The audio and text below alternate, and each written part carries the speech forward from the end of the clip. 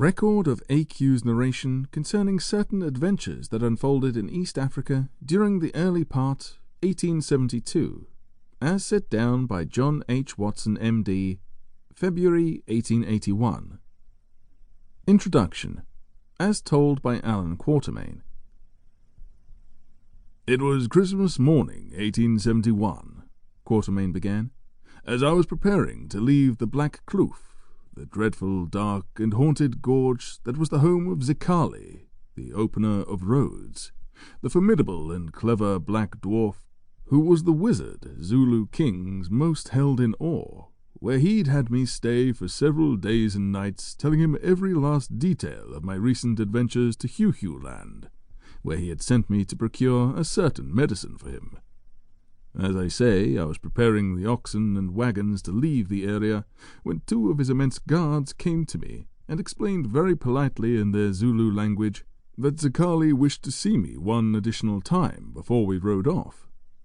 Now, when Hans, my faithful Hottentot servant, heard this, he clamped his hands to his head and moaned, 'Baas, oh, Baas, leave now while we have the chance. No, Baas, the opener of roads must have another grocery errand for you down another long road, and I am sick to death of his errands.' Hans was a little Hottentot fellow who had been my companion through most of my adventures, even when I was a lad. Indeed, my very first memories include him, as he was aide-de-camp for my father. Hans was strong, quick, and agile, also clever, extremely so, and quite astute when the need called for it. Otherwise, he remained quite content to drink when he could, and when he couldn't, he tended to get himself into mischief in the most ingenious ways. In any case, his eyes were always bloodshot from the drink, which was, if he had any choice in the matter, gin, which he called Squareface, after the shape of the bottle it came in. Nevertheless, he was devoted to me, as he was to my father before me. Sad to say, he is gone from this world now, and I miss him. But that is another story, and neither here nor there, and has no pertinence to my tale. So it was that I looked at the two enormous men who stood waiting patiently, and said to Hans, 'If you think either of these fellows will take no for an answer, then you may be my guest in the execution of your plan.' 'No, Baas, for now I think that you have a point, and because I think execution is just the right word to describe our poor futures if we deny these huge fellows.' The end of it was that I was soon once again seated before the shriveled old dwarf, who said, 'Macumazahn,' which means watcher by night, and is what the natives call me. 'Thank you for returning to speak to this old cheat, as I know you call me at every opportunity.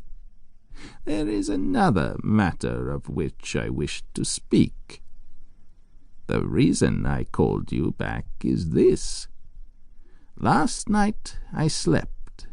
My spirit flew much farther than it does most times.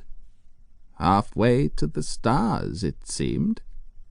And when I looked down upon the face of the world, I saw not the world of forests and mountains and deserts that are the coin of the world, but instead a giant bowl, its edges aflame. Then fiery stones fell from the sky with horrible roaring sounds and poisonous smoke, and crashed into the bowl.' I sat listening to this nonsense, wanting only to be on my way, for the truth is I become impatient with Zikali and his ilk very quickly. 'So what does this have to do with me?' I asked. 'Do you have another errand for me?' 'Why, Macumazahn, I am talking about how your life, as pale and feeble as it is, as humble as it is, will soon have an encounter with the gods, or rather, a god.